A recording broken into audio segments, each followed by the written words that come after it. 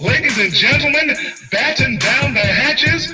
We'd like to introduce you to the greatest late night combat sports show bar none. You are now in the Beatdown. You want to get beat down? Let us now introduce you to your host, the Badger, and Brew. Wow. Hey, it's a little after 11 on the East Coast, 11 p.m. down. Hey, you're inside the Beatdown. This is the Badger, and I'm Brew, and we're back in the saddle with another edition of the 11 p.m. Beatdown, the greatest late night combat sports show, bar none. Welcome back, bro. How you doing? Man, what's good, bro, man? Glad to be back. Hey, man, I'm digging the intro, man. I wasn't here for it on this release the other day. I like it, man. I'm vibing with it, bro. Good call, man. I appreciate that, bro. I appreciate that a lot. So, I'll bring it down a little bit so they can hear it in the background, but, they really want to hear what we got to say. So we'll roll with it like that. Man, people been talking trash in the UFC about other people in the UFC, bro. It's insane. Case in point, Conor McGregor was giving congratulations to all these people in the UFC as far as how the event was run and how well they did. And Nate Diaz just told him to shut your BI up. So Conor said, close your eyelid and sign the contract. I was like, wow. And then Conor made the statement that he wanted to go up to 175. I think it is 170. 170. And Kamaru Usman said, are you drunk texting again? He pretty much cussed him out and said, you don't want this. You don't want to come up here. You don't want to come up here. It's a big difference in weight. It doesn't seem like a lot to a normal person. But when you take that extra 10-pound punch, it can make a big difference, bro. It can make a big difference. So, hey, man, Henry Cejudo, we all know he mentioned his retirement. And, other people were coming in saying, well, he just wants to do it to get a little more money. And during Henry's press conference, he said, no, I thank the UFC. I thank Uncle Dana for everything they've done for me. And, it's time for me to walk away, but money talks. So they asked Dana how he felt about it. And Dana said, I don't give up. Listen, man, I like what's going on in combat sports. Unlike any other sport, this is where not being a part of a union or having a league or having any type of structure in that regard makes it kind of like the Wild Wild West. So you get these things going back and forth, and it really just makes a sport. In this case, it makes it popular, man. I think combat sports can really come out of this whole thing, this whole COVID thing. I think they can actually come out on the better side of this than a lot of these other sports that have had a spotlight for so much longer. So this is going to be interesting. But the banner back and forth between the guys in the UFC, and then like you just mentioned, Henry Cejudo, he had a little trash talking incident there going on with Ryan Garcia, one of the young lions of boxing, Golden Boy fighter. They going back and forth. So for combat sports right now, this is a win. No matter how much the Giants hate the Cowboys and the Cowboys hate the Giants and the Eagles and Redskins, the NFC East, I hate that division is, but at the end of the day, those are just teams. Combat sports, individuals, and this is where the individual branding shows up, and this is good for everybody. You're right. I ain't gonna argue with you. You're right about that. I know we have some other things to talk about, but I just want to kind of go over this tomorrow's fight card for the UFC. I don't know if you had a chance to look at it. I haven't. But it's a pretty good fight card to be in midweek. I ain't gonna lie to you. The main event is gonna be Anthony Smith versus Glover Teixeira. I know about that. That's gonna be a good one. I know about that. And then you have your boy Ben Rothwell going up against Ovin St. Preux. Ovin St. Preux, my home, the guy that's from my area. Yeah, shout out to all those and Omegas out there. It's gonna be that's gonna be a good one. I want to talk to you And about another one. and Owens is going up to heavyweight, right? Owens is just usually fights at 205 light heavy, correct? Correct. He's going up to heavyweight for So this now one. he's going there, man. Actually, the two top fights, the two main events are going to be heavyweight. Yeah.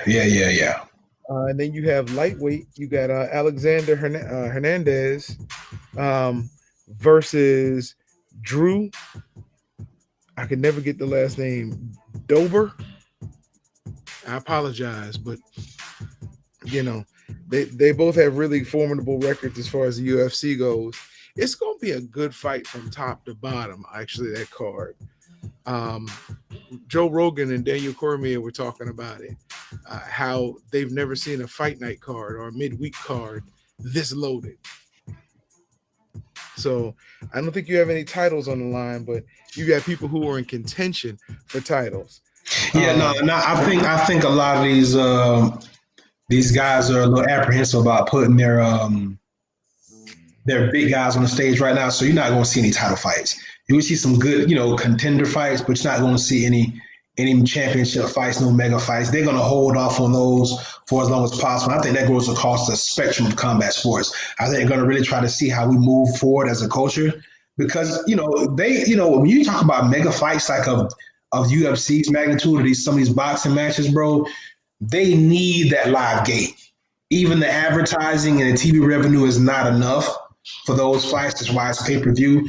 So you need that, and you need to actually live gate. You need that ticket button, the seat money. They're not ready to compromise on any of that right now, or nor do they probably haven't figured out a way to really maximize the profit yet. So don't look for any championship level fights for a while.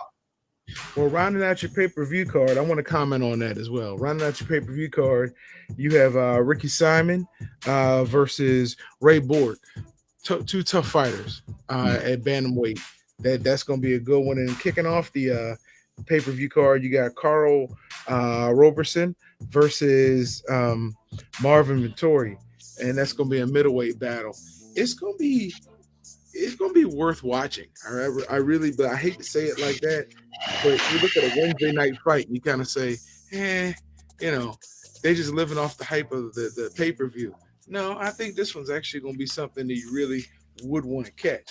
Now, one of the things that came up, and I wanted to get your opinion on, Francis Ngannou is kind of stuck in a vortex. I realized he took this fight. It's almost been 11 months since he's been able to fight because he's the number 2 contender for the title, but they're waiting for Miocic and Cormier. They're not putting the title up. They're not making Stipe fight anybody else. They're waiting for him to be ready to fight Cormier and Cormier to declare whether he's going to do it or not, which to me, that's crazy. That's hurting the heavyweight division. There already are not a lot of heavyweights in there who are championship caliber, but you have one who is sitting there. Whether we think he's ready or not, you got him ranked as number 2, and he had to sit on the shelf for 11 months and come out and fight a guy he knew who wasn't ready to face him just because he needed to fight. Listen, that is not a valid point, my brother. I disagree in the sense that not that I don't like Francis Ngannou, not that I don't like Francis Ngannou's potential, but you got to look at star power and competition. Stipe and Cormier are 1-1. Stipe embarrassed Ngannou so bad the first time. That fight's allowed to wait. That fight is allowed to marinate. You go with your 2 big superstars, your 2 only heavyweight superstars in a rubber match that is validated because both fights ended in dramatic fashion. This right here is a win for everybody, the fans and Dana White. So no, Francis, you had your shot, even if you didn't, and it was not a very good performance. Not that you lost, it just wasn't a very good performance. You hold this L for a little bit, let the 2 big dogs go at it, and then you'll get your shot. All right. I'm not saying that they're not the 2 biggest draws. What I'm saying is in boxing, you're not going to let somebody sit with a title for a year. Remember, he even told Conor he had to vacate one of his titles because he wasn't defending it on a regular basis. So how do you justify Stipe holding his belt for a year and not having to put it on the line? I put it on the line. I put it on the line against the second best and the third best at the time, heavyweights in division, and I smoked them both. So But again, I can hold my belt hostage. Your whole you can't. By anybody else going through the rankings, anybody else in UFC had to fight, bro. It wasn't a situation where they were allowed to just sit on it.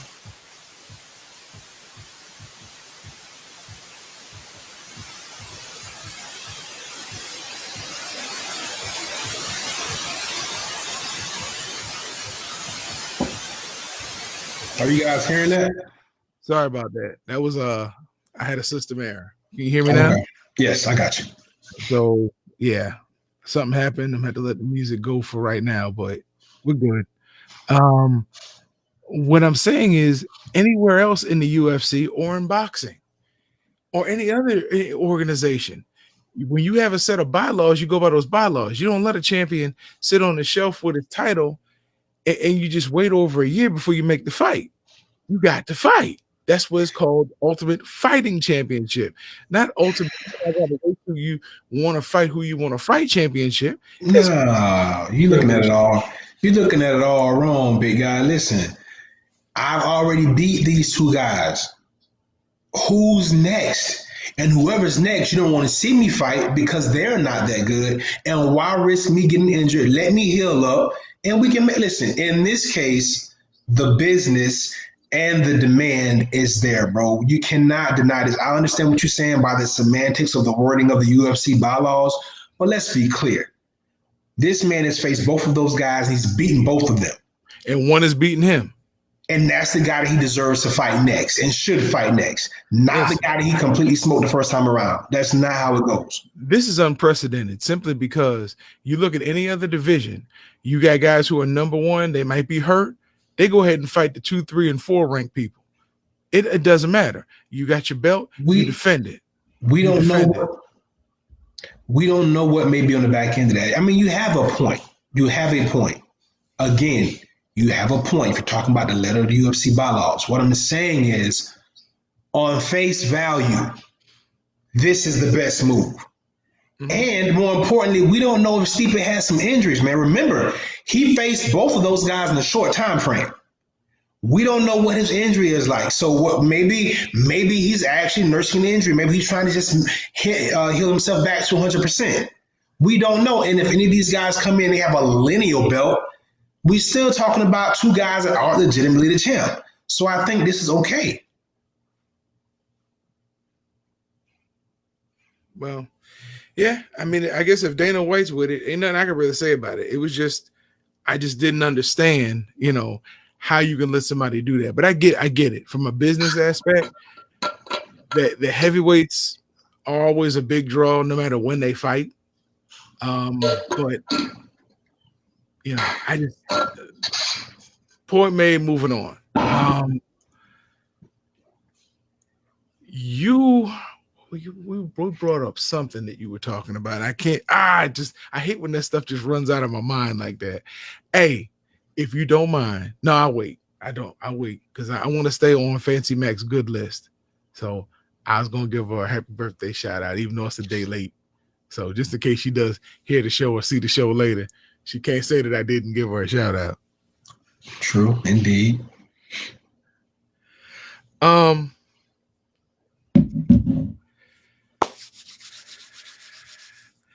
Yesterday I mentioned, and it was interesting, that WWE, Beth Phoenix, and I might have said Beth Phoenix by accident. Hold that thought, bro. I think I got you. We were talking about Francis Ngannou, and you said you wanted to go back to that. Yes. I feel for the guy. I feel like he's really in just a vortex. There's really nothing he can do. And people have suggested, I heard him on an interview, people suggested you just come out and just start calling guys out so you can get fights. And Ngannou made the statement, I don't fight just to fight. I have to have a purpose. I'm not going to fight somebody again, that I know I can just beat just to get FaceTime. Now, we both said we kind of feel like he needs the work. Right. He needs the rounds. Right. But he feels like, and his camp feels like, if I'm sitting here at number 2, I don't need to call out, 3 through 10 just to get the work. Because you saw what happened when I did the number 7, I think he was, or number 5, I'm not sure. But he was ranked that high with six fights under his belt. So that should tell you how weak the heavyweight division is. And then I started thinking about it, bro. I'm like, if I'm Francis Ngannou, do I want to risk getting hurt or taking an unexpected loss by just calling somebody out? I got a lot to lose here. I'm sitting here at number 2. If these guys ever fight, I'm the next fight for either one of them. Yeah, I mean, I'm just not sold on it, man. That's all. I mean, I understand what you're saying. The top heavy, not a lot of parity or depth there. I get it, but I'm just, look. The eye test means a lot to me, especially in combat sports. I'm just not sold on it, right? It's like a guy getting his record padded. When you see it. It's like, okay, blah blah blah. Yeah, he was undefeated with 6 fights and highly ranked, so and so. But after that first up in the competition, he needs to go back to the drawing board. So I'm easy on that. I do want to ask you. This is what I thought you were going to talk about. How do you feel about the UFC comparing Ngannou's power to Wilder now? And now you got this whole contingency of people in the UFC saying that Wilder's not the strongest puncher in combat sports. It's Francis Ngannou. How do you feel about that? I think it's a load of BS. I think Francis Ngannou has incredible power, and he's probably the hardest puncher that we've seen in the heavyweight division in a while. But if we're going to go pound for pound with power, I'm probably going with Justin Gaethje. If we're going pound for pound with power. But as far as Wilder versus Ngannou, the similarities to me is they're both one-dimensional. But I don't know if I could give Ngannou the hardest puncher in combat sports, because even this last fight, dude was falling back and had his head up when he got caught right on the chin with that gorilla slap. I mean, he hits hard. I won't take that from Ngannou, but I don't know if he's a harder puncher than Deontay Wilder. I won't say that. With all them knockouts Wilder has, when he had no tools in his arsenal, he was throwing clubbing right and left hands, knocking people out. So I'll say he might have as much power, but I'm not going to say he has more power than Deontay Wilder. Yeah, for me, again, have we go back to the eye test. I'm on that today. Ngannou's strong, right? You call it a gorilla slap, and that's just so bad in so many different ways. But you call it a gorilla slap, and that is indeed what it looks like. But it's something about that boy from Bama, man. When he throw that straight right hand, especially when he throws it from the hip like he should, it's something about the torque that he gets when he let it go like that, man. It just look painful. It looks strong. It looks it looks like a missile. It looks like a missile. So when I see that kind of twitchiness, that fast twitch, it's like, well, it's coming so fast. It's got to be bringing something. Well, like you said with Ngannou, it almost looks like just like a gorilla slap. It looks a little slow, a little, primitive. I wouldn't call it gorilla, but primitive. I'm sorry. You know what? Mentally flawed, maybe. Because if Joe Rogan said gorilla, we'd be calling him a racist. So right, and that's ironic that I said fundamentally flawed using Ngannou and comparing him to Wilder, but nonetheless, I just think that Wilder looks a little more twitchy. So I think it looks like it's harder. And we can get that range, bro. We can have him hit that thing and see who see who generates the most power. I remember Wilder hit almost 1,000 pounds with his left hand. Yeah, remember they were doing the ones on PBC and all the PBC guys are hitting it. And Tank had the highest number, Lil Tank. And then Wilder hit it and it went like 990 something, I think, or somewhere up there. And people was like, dang, that's hard. Yeah, he was like, but that was my left hand. I don't think he ever hit it with his right hand. That's what I'm saying. Y'all correct me if I'm wrong if y'all can put that video up because I know they recorded it. It was, it was really heavy on Instagram. Yeah. So I know for a fact he did it, and I know he did it with his left hand. But if there's a video out there doing it with his right hand, y'all submit it because I would want to see what that number was. Yeah, that's probably gonna be incredible. Yeah. Listen, you're a fisherman, right? I'll do a little bit. Okay. My grandfather used to go deep sea fishing at least 3 times a week, but he would go catch his bait fish, the brim, the pinfish that he used to catch the big fish with. He would go down to Bayport in Hernando County or Pine Island. But when he go to Bayport, he go off the canals. And you know how canals work. You got water on both sides. And he used to see these 2 women out there fishing. Seriously. He see these 2 women out there fishing. And he kind of noses, he eavesdrop and listen. And one day it was a black lady and a white lady. One day the white lady said, I noticed you catch all the fish. So how do you know which side of the canal to fish on? And the black lady said, well, that's easy. If I wake up and my husband's thing's laying on the right side, I fish on the right side. If it's laying on the left side, I fish on the left side. She said, okay, what happens if it's standing straight up? She says, duh, I stay home. Saying, fishing, going fishing. So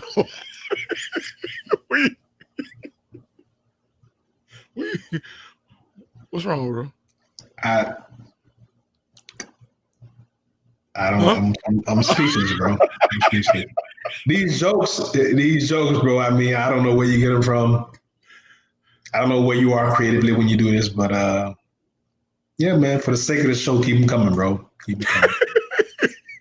Make our sacrifices, Hey, we got to do this, man. We got to do this. Fighter Share Nation.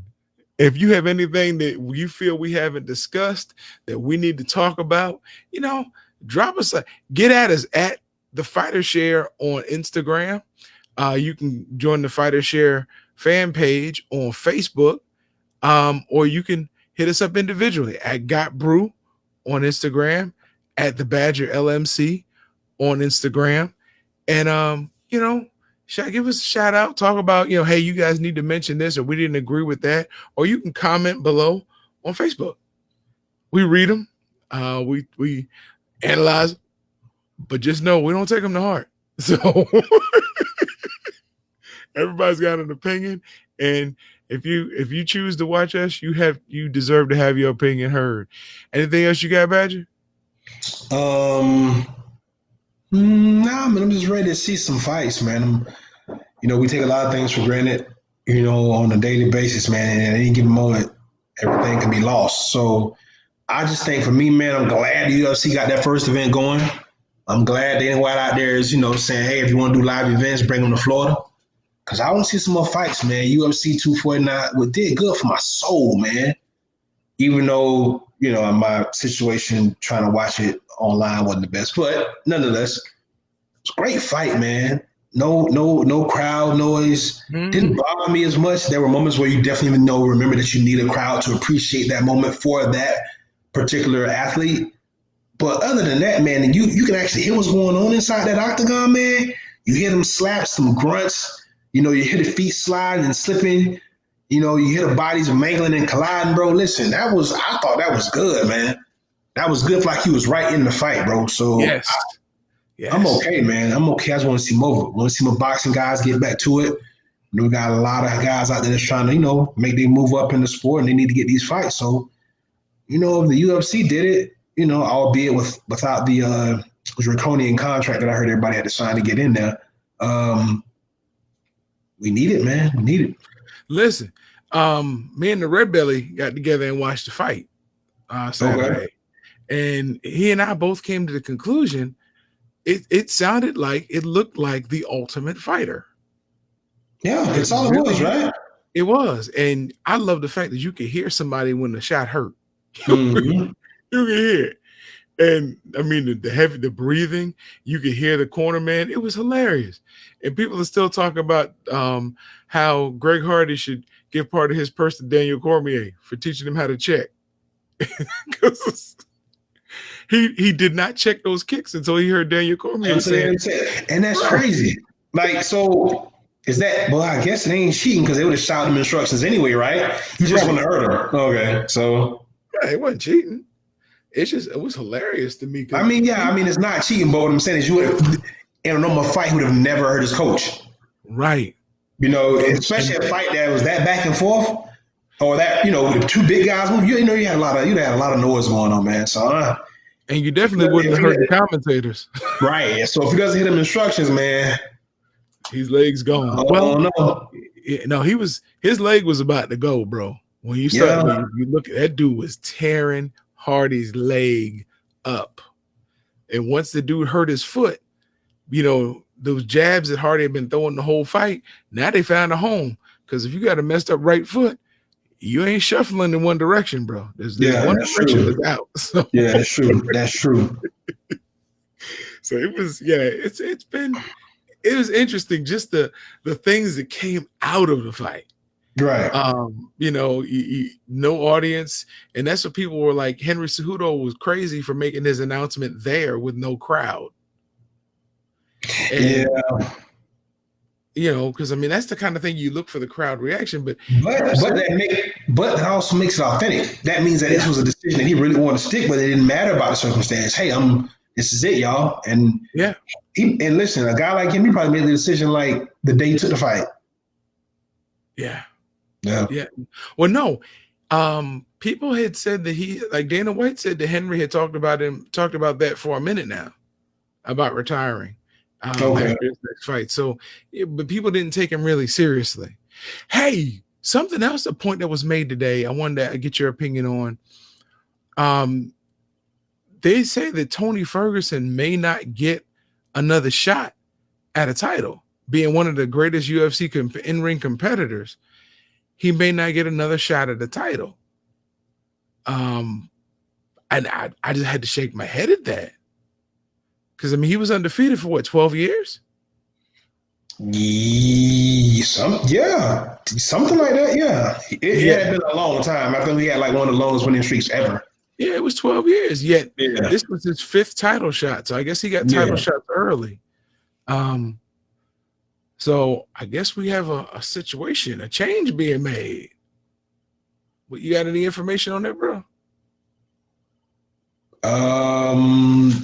Outside of what we thought we had going on, no, I think if that's the case, we're ready to go. I'm ready.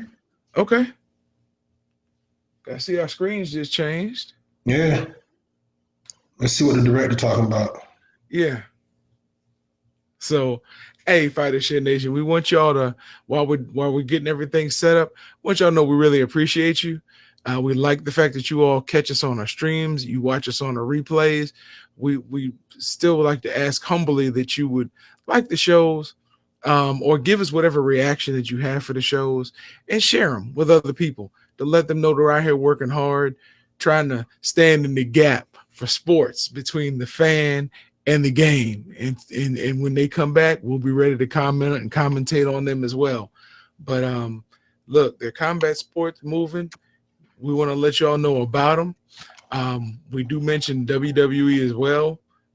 And people, they still keep getting at me talking about, why would you talk about WWE on a combat sports show? Look, the outcome sometimes may be decided, but they really get hurt and they put their bodies on the line. So bro, hold that thought, bro. I think we got a guest coming through. Okay. Cool. Boy, I wish I had my sound working, because I sure would give him a drum roll. Oh, Fighter Shit Nation. We got the man in the building. JIP. Mr. Justin Deloach. What's going on, family? I don't know if he can hear us yet. Can you hear us, Champ? Can you hear us, Champ? I'll probably take us down to bring him up.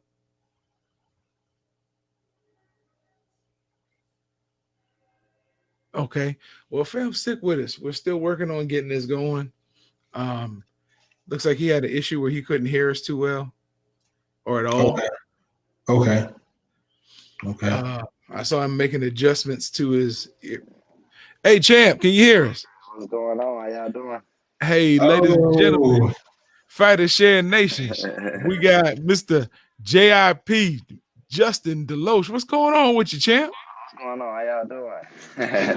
Man, we doing good, bro. Man, glad to have you on it, man. We was just talking about you, man. Yeah, definitely, man. Glad to be on. It's an honor to be on. Most definitely, man. You look pretty comfortable tonight, champ. Man, we still working, man. Camp going. Well, I call it pre-camp because of the quarantine. Fight day's not even pushed out yet, so I'm still working though. So I got workouts in the morning, so I just be relaxing. So you still contracted to fight the same opponent you had on March 14th?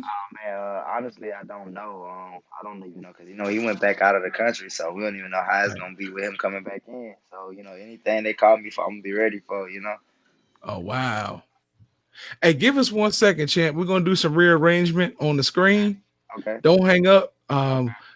She'll still be able to monitor you, but we're gonna bring it back up so we can put you in the big window. Okay. All right. All right.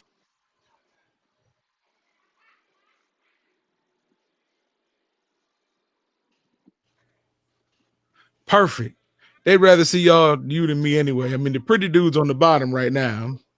You gotta chill, bro. You gotta relax, man. He's combat. Relax. They call him combat arm candy, Justin. That's what they. You gotta chill. He can't even hear you right now. That's good, bro. That joke is terrible. Whatever. He can't hear me. See. Can you hear us, champ? I don't think he can hear us. I can hear you. Oh, you can hear me? Okay. Okay. Okay, but he can't hear me. Go ahead, bro.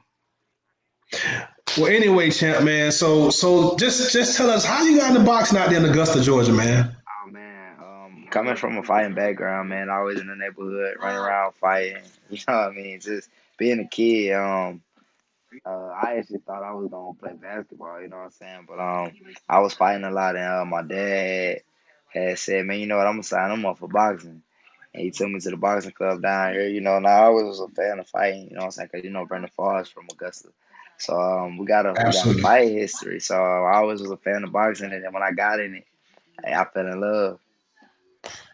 Man, listen, that's a dope story, man. And we was just having a conversation a few weeks back about on our Twitter platform, a discussion about why more young kids aren't getting into boxing. And one thing that they spoke about was that boxing, like baseball, is something that's usually passed down.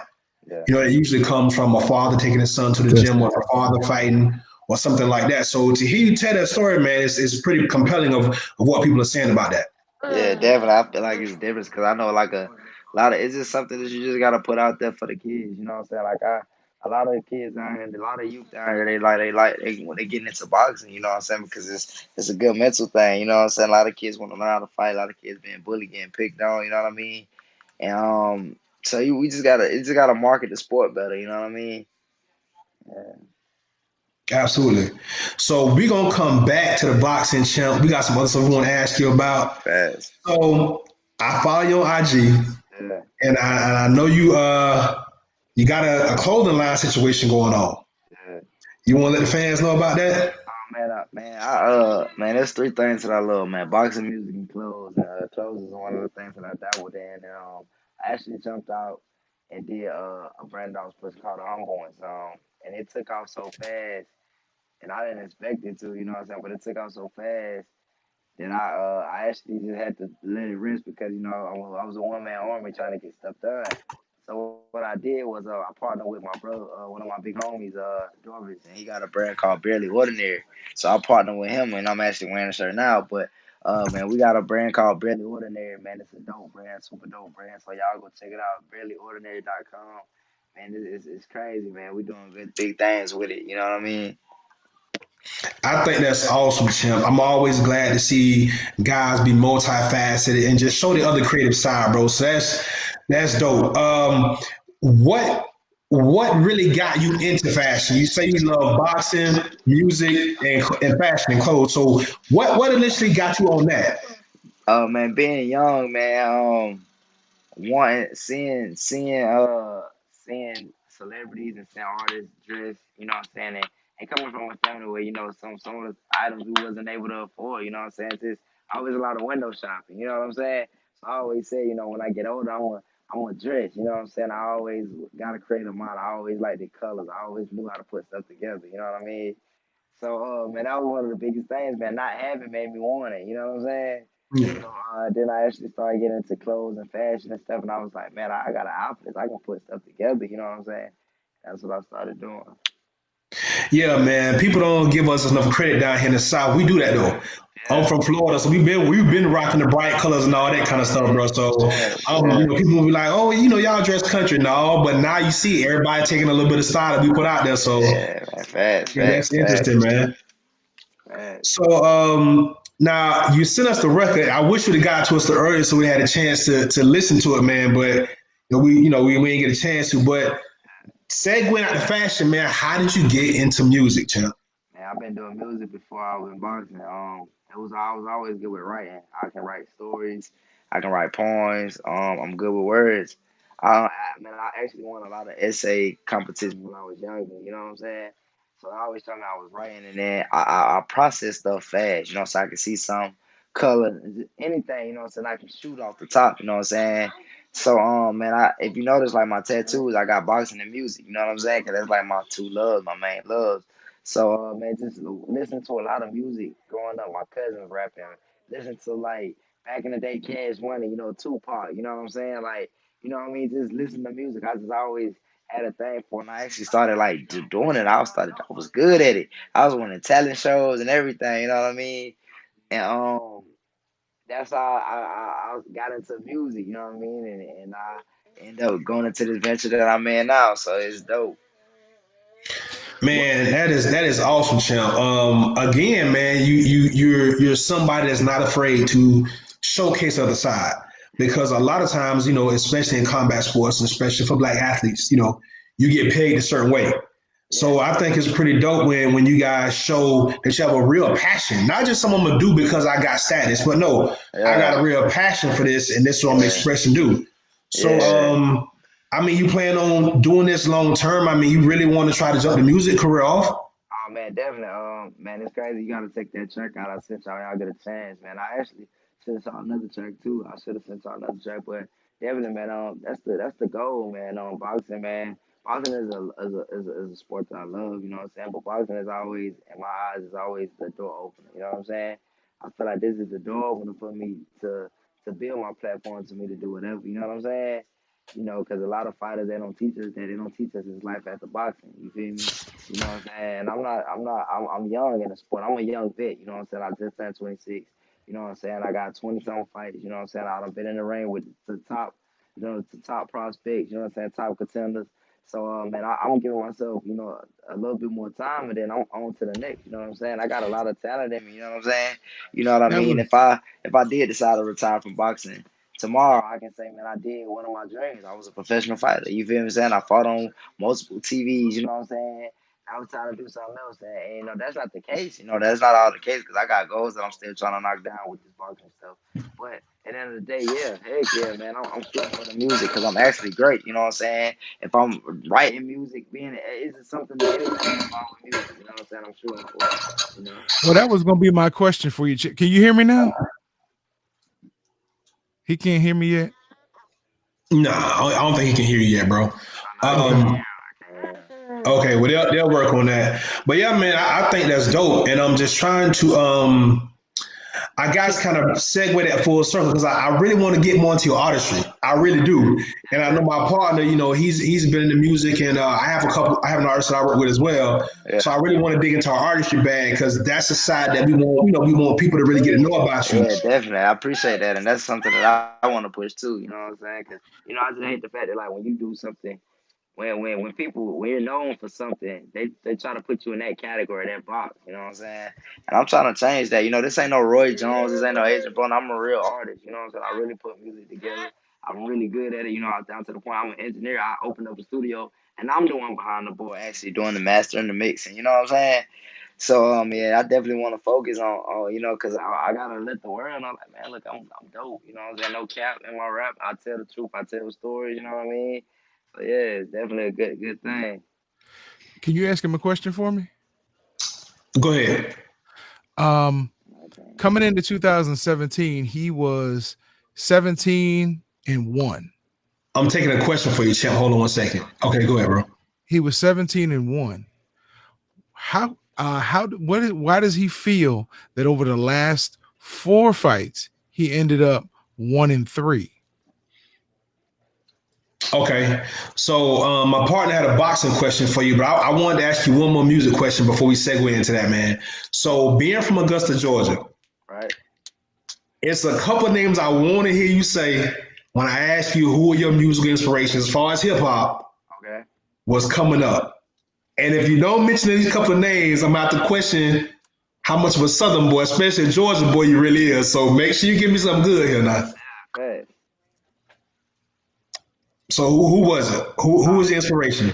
Oh man, of course, man. I ain't gonna cap. I gotta start with Outkast. I'm a big Outkast fan. You feel me? I'm a big Outkast fan. Like definitely legends in the game. I take artistry, a lot of artistry and creativity from them. You know what I'm saying? I'm a big South fan. You know, I don't want to sound too biased, but I'm big on the South. I love South artists. Second, I gotta go with I'm definitely gonna go with the whole. I got love for Houston too. You feel what I'm saying? A lot of people ain't gonna like this, but I'm a bit. I love. I used to love Lil Flip back in the day. You feel me? Hey, Like Flip had bars. bars, man, Flip and had actually, bars, bro. I like freestyling. He was the one that motivated me to freestyle. I'm real good at freestyling. Man, you already know I got to say. You know what I'm saying? I gotta go with the whole Ludacris. Ludacris affect creativity, dope. You He know what I'm don't saying? get enough credit, bro. They sleep on Luda, bro. He don't get enough credit, man. Creativity, delivery, bars, punchlines. You know, I like the old Ti, not the new Ti, the old Ti. The I'm serious Ti, the back in the day Ti. You know what I'm saying? That Ti, you feel me? Rubber Band Man Ti, the young and hungry Ti. I like to say. You know what I'm saying? Don't Chopper like the hit new you in Ti. the side and create You it know what I mean? slowly. The Lil Jon era definitely was a classic. You know what I'm saying? Definitely was a classic. But if you fast forward to today, I'm big on artists like Drake. You know what I'm saying? I love Drake's sound. I like how he changed the game. You know what I'm saying?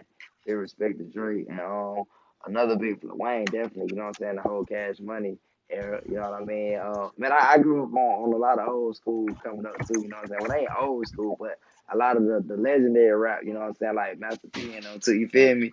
8 Ball, MJG. Like man, yeah, my family really was. You know what I'm saying? So I grew up a lot on that, you know what I mean? So I like legendary hip hop, you know what I'm saying?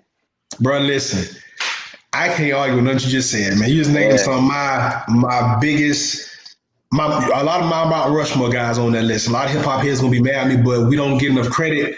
So, but what's happening with what they watered this hip hop down, right? Everybody sound the same. You don't really know what nobody from no more. So exactly, you get a lot man. of these kids that grow up right here in the South, and their favorite artist is Yeah, somebody else, and it's kind of like, where do we lose the musical identity and the influence? But yeah. that's dope, man. That's dope. Definitely, man. Speaking of that, man, like, yeah, even with that Florida, man, Florida definitely got an impact and big impact, man. Like, Uncle Luke definitely changed the game. They don't give him enough respect. Him and Trick Daddy, and you know what I'm saying, that whole Florida movement, you know, of course, like they definitely set the wave. I remember when he got an award a couple years ago, it was just like about damn time, you know what I'm saying? Oh And it was yeah, absolutely the truth, man, because he one of the legends, hip hop legends that had a whole movement.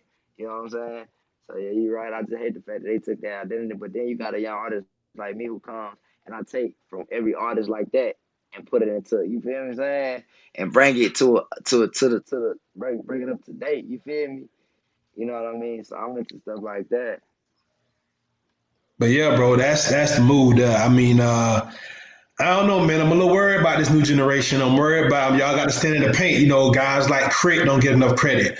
Man, big, I want Kendrick to drop more music. These guys are great and they good for the culture, bro. So, but Crit is my dude. They will never give him enough credit. man, I hey man, mean, Crit is hey man, like that was the ones that changed my whole identity and style of rapping when Crit, and because when I got hip to Crit, I actually, man, I was on K. Kendrick Lamar back on K Dot when he was dropping Jordan 23 or Too Much for the, you know what I'm saying? I got on K. Let me tell you, I got on K Dot, J Cole, and Crit all at the same time. I'll Yeah. never forget it. It was my sophomore year. You feel me? Sophomore year in high school. And man, I had an AirPod, man. I had a guidance counselor, man, Zach Cooper. He used to put me on all the new music. And he put me on Childish Gambino too. A lot of people don't even listen know about that. But That boy back in the cold day, like, too. That bro, boy cold too. bro, Yeah. they actually brought me up to date with like lyrical rapping. You know what I'm saying? And man, when I tell you, like, that's all I used to listen to. And even Big Sean, because Big Sean, a big rapper too, he can actually rap. Rap. You You can know what I'm spit it. saying? And I always say that. I say I'm an artist, man. I'm a rapper. Like, I rap. Like, I'm good at rapping. Like, none of this new crazy stuff. You know, I'm an artist. I can make music like that, but I'm a rapper. You know, I want to bring my rappers into it. You feel me? So yeah, you're right, man. Crit is one of the one. Crit got me through a lot of national championships and amateurs. Listening to Crit, man, on fire. I always listen to it, even to this day before a fight. You know what I'm saying? Like, definitely. Yeah, man, that's dope. And they don't give Banner enough credit coming out of Mississippi either. Banner was cold. That was They cold. you gotta listen to that Godbox album, wasn't no joke, but even when Yeah, Banner first jumped out, that Mississippi album, yeah, Banner that had was some fire on crazy. that, man. He was That sleeping was on the dog, crazy. man. Changed the whole sound of the music with that Cadillac on to that man, they 22. wasn't ready. He So was way lyrical. ahead of his time, So way ahead. lyrical, and they slept on it. It slept on it, yeah, man. Yeah, Yeah. All right, we're gonna get into a little bit of boxing now. 'Cause I know some of our fans ain't come here for the Southern hip hop lesson, so we're gonna slide into boxing, man. So my first question is, man, you decide to go down to 147. right. Um, what was the what ultimately aided you in making that decision, champ? Oh man, definitely. Honestly, just learning my body. First of all, I was always a small 54. You know what I'm saying? Stop, man. My baby. I always was a small 54. I made weight pretty easy. You know what I'm saying? Second of all, man, I went back to the drawing boards and I was like, man, it's more millionaires at 47 than 54. You know what I mean? Ooh. And a lot of people ain't gonna say the truth, but that's the quite honest truth. You want to be a millionaire, you gotta surround yourself around millionaires. Everybody say that. You feel me? So why not put yourself in a pot with a pot full of millionaires? I hope you get picked for. You feel what I'm saying? You know what I mean? At 54, of course, I'm gonna go back up eventually. You know what I'm saying? But at 47, there's more money down there. I'll be a bigger man. You know what I'm saying? And I got a true 47 frame. You feel what I'm saying? So yeah, that was a big decision for me. You know what I'm saying? Well, I ain't gonna say a big decision. They been trying to talk me down to 47 because I started at 47. You know what I'm saying? Okay. Then I jumped back to 54. But being young in the sport, nobody really guided me. You know what I'm saying? Running past. You know what I'm saying? So it ain't like I got that professional covering to. All right, Jim. You know you gotta learn your body. You gotta do this. You know what I'm saying? So I learned a lot of stuff on my own. You feel what I'm saying? And instead of letting my body naturally grow, you know what I'm saying, and fill out to a 54. I was actually going out to be a solid 47. So, I got the proper training, got the proper info to know, like, man, I need to be at 47. So that's what helped me get to 47, making that decision. That's what's up. That's what's up, champ. So we we see the resume. I got to ask you about a few fights. So I think they're going to segue into a bigger discussion. Let's go. So the fight against Terrell Williams, man. Right. Now, for those people that don't know, Terrell Williams is on the he's the one that fought Yeah. the kid from Florida. I should know his name. Pritchard Cologne. Much respect. I don't know how I'm so embarrassed to sort of think of his name. Pritchard Cologne, and unfortunately, there was a permanent injury to Pritchard. Yeah. So following the stigma that people were saying that Williams was a dirty fighter, it was a lot of bad press about him. It has to be expected in incidents like that. Yeah. Um, did you have any apprehensions or were you concerned at all prior to taking that fight? Heck yeah, I was concerned to the fact that boxing is a live or die sport. You feel what I'm saying? Definitely watching it and doing my homework on him.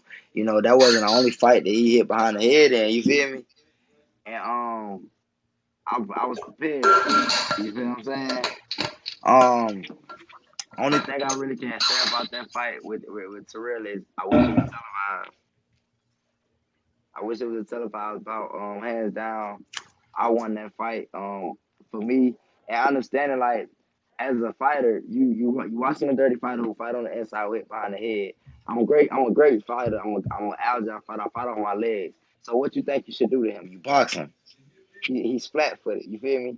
I outbox him. I give him I gave him 1 round out of 10 rounds. You feel me? Honestly, and I gave him 1 round out of 10 rounds. I boxed him, and that showed me like, damn, like the boxing game done changed. Like you can put on a straight boxing shutout and still lose because people want to see knockouts. You know what I'm saying? And due to the fact we're not dumb, we know what boxing is. It's all about, you know what I'm saying, ratings and such and such. And I guess, oh, he's the undefeated fighter.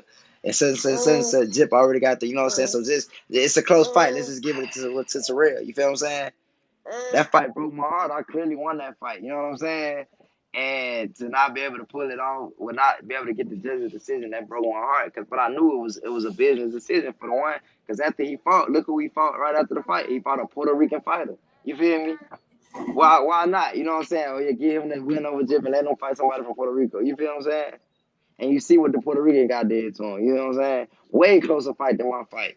Way close. I'm talking about, man, the kid ain't even touch me. You know what I'm saying? So that was always gonna be a controversial fight to me. I ain't gonna speak on a lot of fights that I fought in, but that was the fight that I know, like, they took that from me. You know what I mean?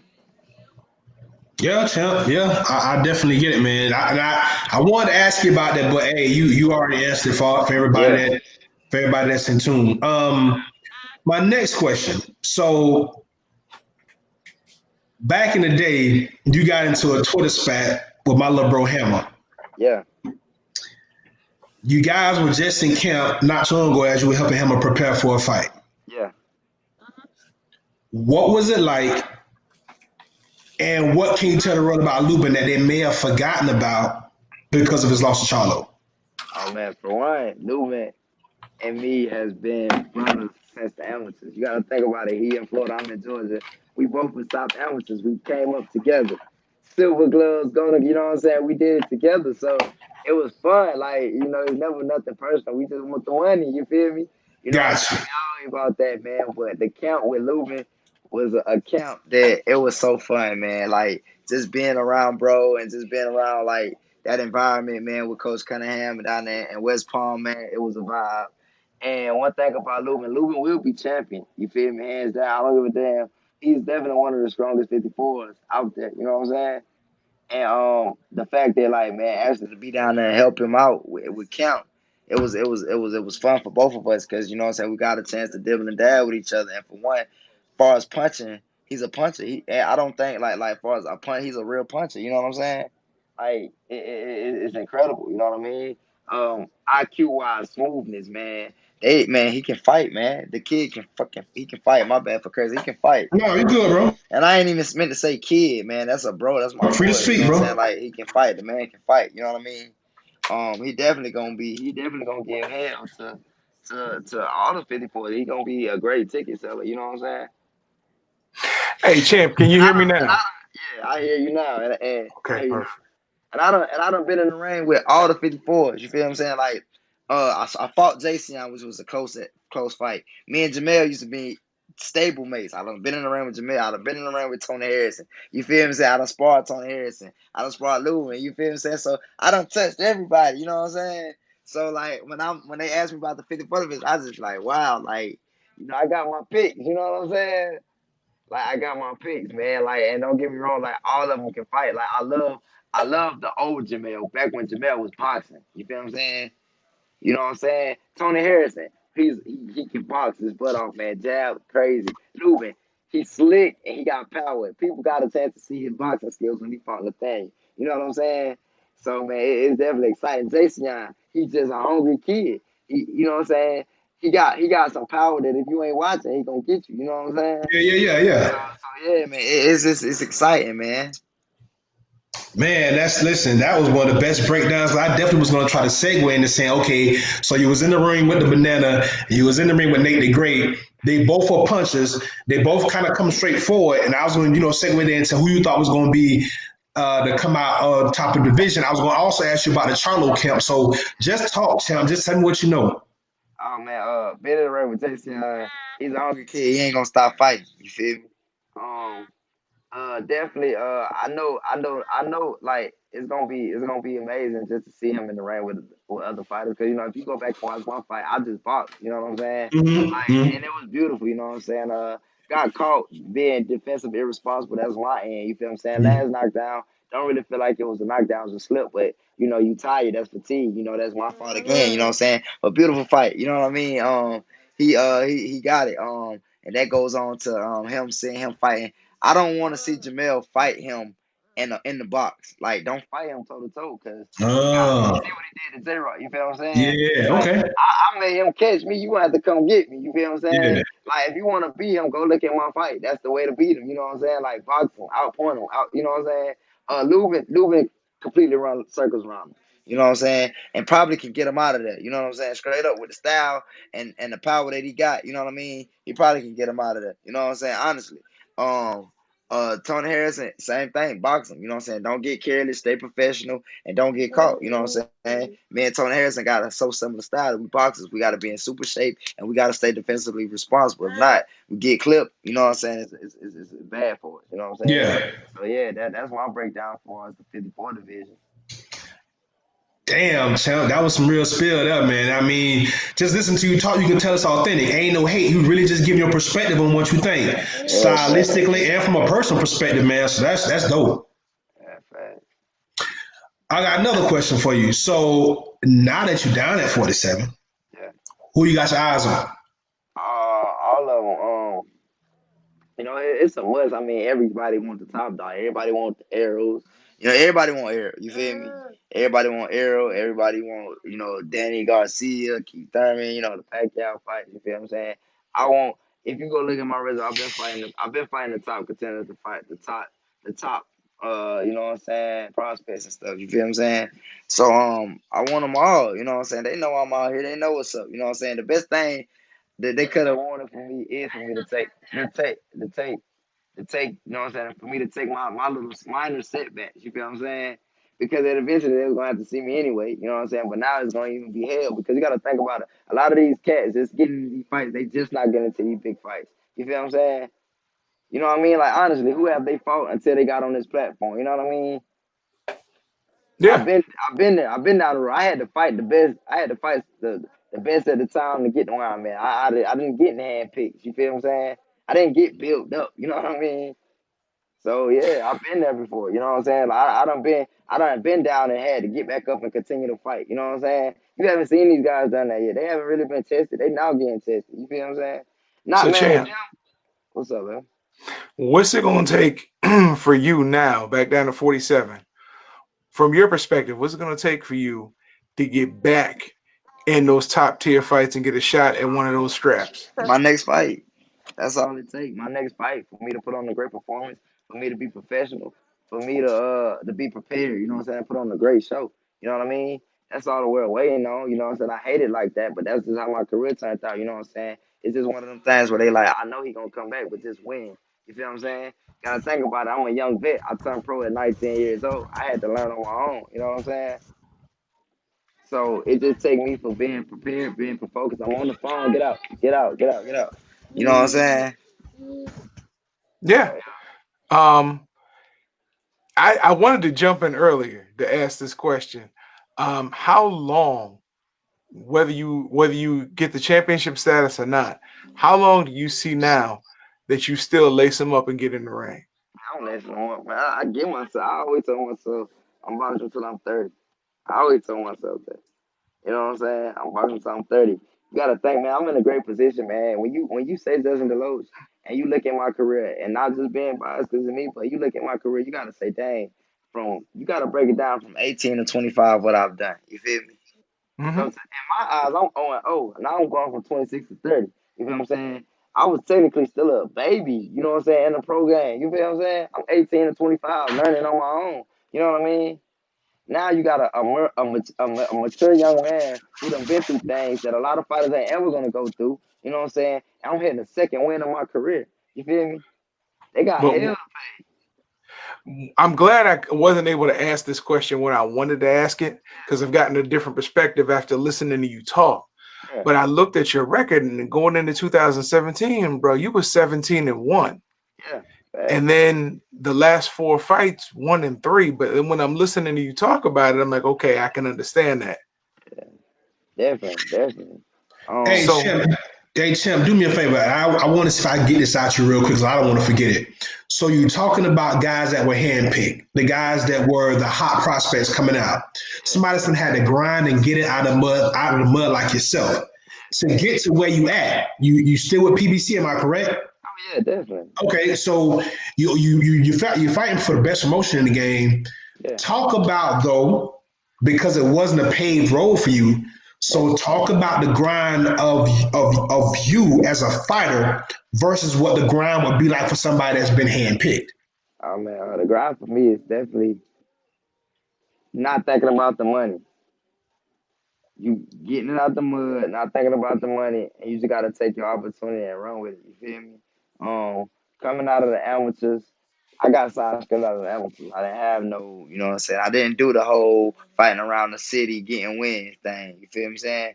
If you go back and look at the YouTube interview with Sam Watson on my first fight, I fought a 0-0 fighter, and he can fight. You feel me? Off the gate, I'm fighting tough guys. You feel what I'm saying? But so in my eyes, I'm looking at, all right, Al took a chance. He heard about me in the amateurs. I didn't go to the Olympics because I wanted to go pro because I knew the politics in the Olympics. You know what I'm saying? So it's like I always look at it like, all right, well, we just need to see what he can do. You feel what I'm saying? Let's test him. You know what I mean? And I always just feel like I was just one of the ones that had to get tested. You know what I'm saying? I'm a different breed. You know what I mean? I'm a different breed. Everybody can't handle this. You feel me? Yeah, Everybody, yeah. everybody can handle this. A lot of these fighters would have been folded on my road. You know what I'm saying? After my first loss when I got clipped. You know what I'm saying? You know what I'm saying? Yeah. Chad, we heard Earl Spence say it, and we've talked to other fighters, off camera about it. They talked about when they signed with Al Heyman. Al Heyman asked them about their future, Yeah.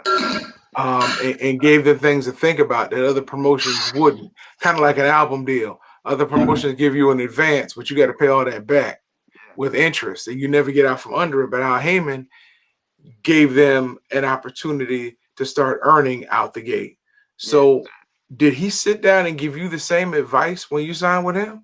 I mean, of course, man. You gotta think about it. I had the legends in my corner. You got Al. I started with Al and Ronnie Shields. You know what I'm saying? So you got two people who done been in the game for a long time. You know what I'm saying? Of course, they already setting us up for life after boxing. And fighters don't think about that. You know what I'm saying?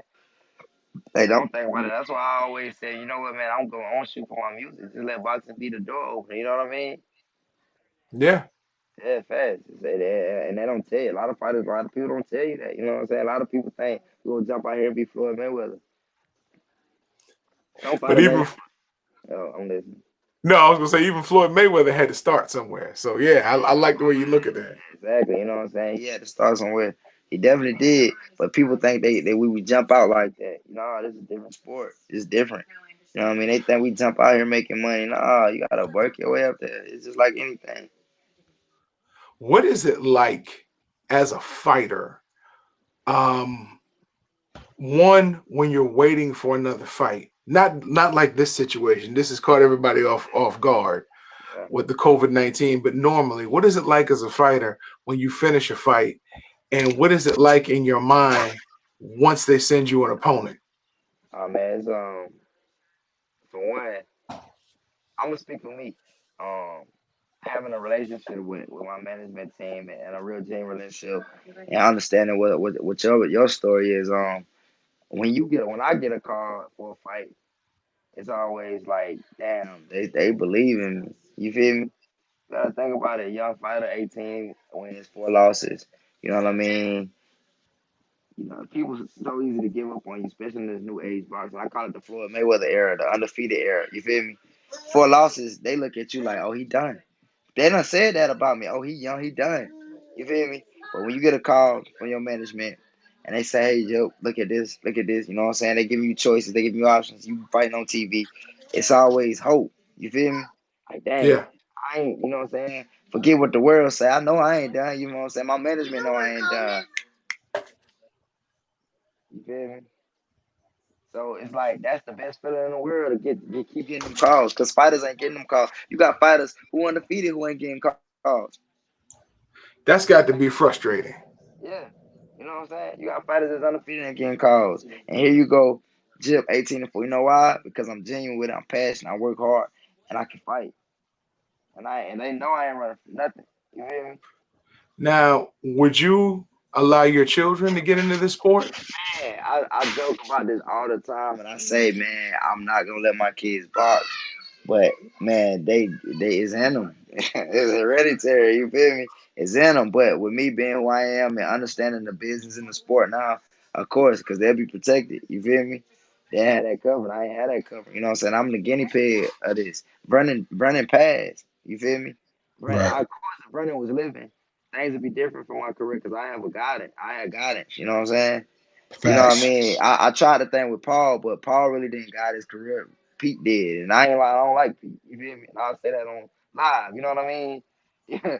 So it's like, yeah, man, it'll be different, man. Having that covering, it's all about having that covering. You feel me? Man, that's Yeah. real game, that champ. That's game, man. That's game. Well, listen, we running a little long, champ. But I got to get your take on one issue before we let you get out of here. Being from somewhere outside of Atlanta, Right? I don't think a lot of people from the South understand that Atlanta is not Georgia. Yeah. It's a whole different world Facts. outside of Metro Atlanta. Yeah, it is. With that being said, because I'm from rural Florida. I live in the city, but I'm from rural, so I know. See, Florida ain't what you think it is. You know what I'm saying? Outside the beaches, it's a whole. It's the South. Yeah, So, what happened to Ahmaud Arbery, bro? What are your man. thoughts on that, man? And Sad. are you surprised that it happened? Oh man, I'm not surprised. I'm not surprised, but I'm very aware. You got to think about it. I'm an athlete. We run. We run these streets. This one hit me different. Cause I run. You feel me? I'm a runner. I run everywhere. You feel me? I'm a runner. I run long. That's my therapy. That's my exercise. So this one scared me. You feel me? It scared my family. You know what I'm saying? And and don't get me wrong, I run with my pistol. You know what I'm saying? I'm licensed to carry. I run with my pistol. You know what I'm saying? But it was definitely scary the fact to man, this Georgia people don't understand like hey man, Georgia is a Republican state. You feel me? You know what I mean? So is Like, Florida. yeah, Florida too. So it's like, man, you got to be careful for real, for real. You know what I mean? And not even being careful being our fault, but you just got to be aware and knowing what's going on. You know what I'm saying? Yeah. And it's sad. It was very sad, touching, because I run. You know what I mean? I'm talking. I run neighborhoods. I run. You know, I run. I'm a runner. You feel me? I get out of the car and just say, "Babe, I'm a run." You feel me? So yeah, Well, you and I, that's one thing we do not have in common, champ. yeah, Bro, I'm you got running. it. I'm a run if you chasing me with a pistol, or yeah, and I ain't got one, yeah. or You if trying to I'm get to the trying to next get ahead of meal? you. Yes, I'm trying to get ahead of you in the buffet line. I'm going to run. But listen, I'm from outside of Baltimore, but I grew up in Hernando County, Okay. Florida, and even in the '90s, your truck wasn't complete if you didn't have a Stars and Bars flag hanging from it or painted on it. Yeah, So, it didn't surprise me either when it happened. It saddened me.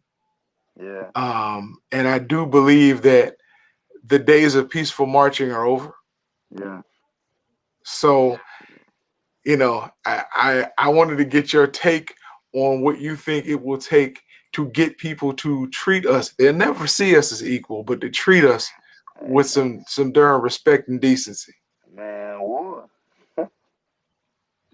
war. Yeah, eye for eye. Well, it's coming. It's It's coming. definitely coming. Like, hey, I'm for it. You know, I'm not the average person that just believe everything you tell me. You feel me? Damn right. You ain't gonna tell me. You feel me? I'm a relationship person. I tell that to everybody. That's a I know one principle. I'm not religion. I'm relationship. Show me, tell me. You're not just gonna tell me everything. You're not just gonna tell me this man walk don't water. You're not just gonna tell me. You know what I'm saying? So I'm not gonna believe none of this. What is this country built on? I believe it's wartime. You feel what I'm saying? Like, Well, even in what you're saying, we know this country wasn't built on religion. yeah, This exactly. country Built on, yeah, you're right, exactly. was A built lot of on people don't religion. know that though. A lot of people don't know that though, man. You know what I'm saying? They man, it's crazy, man. But when you start playing their game, it's different. You feel me? Yeah, yeah. I was talking to a friend of mine who, his dad was a retired police officer from New York. Yeah, His prejudice as the day is long. yeah, Um, And I told him, I said, the reason why you have so much difficulty with the comments that I post are you don't have to see the world through my eyes, Facts, but definitely. I have to see the world through my eyes and your eyes to navigate. Exactly. And that's the thing we just gotta teach our people is give them knowledge and information, but it's sad because they don't even want the information. Correct. You know what I'm saying? And that's crazy that you said that because I'm the same way. And what taught me that I was in seventh grade and I had a teacher. His name was Jason Medlin, and I used to go to his house and he used to like mentor me. But his house was in the neighborhood where you know what I'm saying I'm from. It was the ghetto. You feel what I'm saying? Like it was amazing because you know I go down there then to that area with my cousins and see it in a whole different light, and I go to his house and see it in a whole different light. You get what I'm saying? Yeah. So it's like his house is next door to like two door houses from a trap house. When I'm at the trap house, I see that road different, and when I'm at his house, I see it completely different. So that showed me like, wow, you know what I'm saying? Same with no different views. You know what I'm saying? Yeah. And that's that, and that I'm just piggybacking off of what you said as far as like learning how to navigate. You know what I mean? And adjust. So yeah, I can agree with that, and that actually answered the question for me. To me knowing myself, but like, no, well, why I'm able to see perspective. You know what I'm saying? I got you, champ. I do. I mean, Yeah, for me, I was telling the Badger, I got that from my grandparents because, yeah, you yeah. know, they came up in the time where, you know, the only job you could really get is either a maid, a butler, or a teacher, or working at the back of a restaurant. But they navigated to where they were financially successful, Yeah, yeah, and people couldn't understand how they can go to these upscale restaurants, you know, and people would look at him when they come in. But my grandfather was gangster, bro. He had that long stogie and a three-piece suit, oh, and it'd be man. July. So, Yeah, ah, but that's what he taught me. He said, "Look, you've got to be better to be considered almost adequate." yeah, man. So, I applaud you, champ, and I see who you got sitting on your lap. Yeah, And man. look, if you can't do it, the government will. So I thank you Yeah, for being there in that gap. man. Yeah, appreciate it, man. You already know it, man. All Thank you, right, brother. champ. Well, man, listen, we appreciate your time, man. Give all your social, man. Let everybody know they can keep up with you. Oh man, definitely. Man, follow me on IG and Facebook. On IG is Jip the Champ, JIPTHE Champ. On Facebook, Justin Jip Deloach. You know what I'm saying? Go follow my studio page, Creative Minds. My clothing line brand, Barely Ordinary Threads, and just check me out. Hey, Hey, well, can listen, you? champ. Hey, whenever you get a chance, man, send us some gift, man. We can get a little promo started, man. Man, hey man, you already know. As soon as y'all get done, you give me y'all send me y'all sizes and y'all address. We have a package coming to you no later than the weekend. My Oh guy, wow. my Hey, guy. before we get out of here, can you give us a drop? Can you say Oh, I'm Justin Deloach and I'm in the beatdown? oh man, and the beat down, right? Yeah. Yeah, oh man, all right, say less, man. All right, y'all ready? You ready? Oh man, what's up, man? It's your boy Justin Jip Deloach, aka the Chosen One. And right now, you in the beat down. That's what I'm talking about. Hey, listen, the boy, listen, he's a musician. He got the drop. Hey, he do the DJ drop scripts all the time. He got it down pat, bro. You already know it, man. All right, champ, we gonna let you slide, man. Augusta, Georgia, stand up, man. You know what I'm saying? And we gonna holler at you, brother. Appreciate y'all for having me on, man. Much love. Much love, champ. Thank you. Thank you. Wow. That was cold, man. That was nice. The fact that he came on and did that, that was nice. Yeah, man. Justin Deloach, man, good dude, smart Yeah. guy. So this Yeah. is why it's important to have these type of interviews and ask these questions because on the outside looking in, you just think he's just another fighter just trying to do a little rap and he got money like to dress. Nah, man, the kid got a plan. He's smart. Hey, man, I'm gonna keep checking in with Deloach, man. We gotta get him back on the show. Yeah. That was a hell of an interview, man. I really enjoyed that one. Yeah, me too. I'd like to see if we can maybe work on that, cut that up, and maybe throw it on our fighter share report one time. Oh, Um, absolutely. especially when he was talking about the division, the way he Yeah. broke down I The thought I one was with the listening to fall. you. Yeah, Yeah.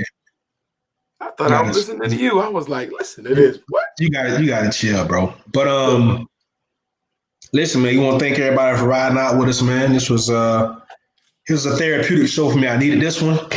So I know I'm back in the saddle, so I feel good. Just don't take things for granted, people.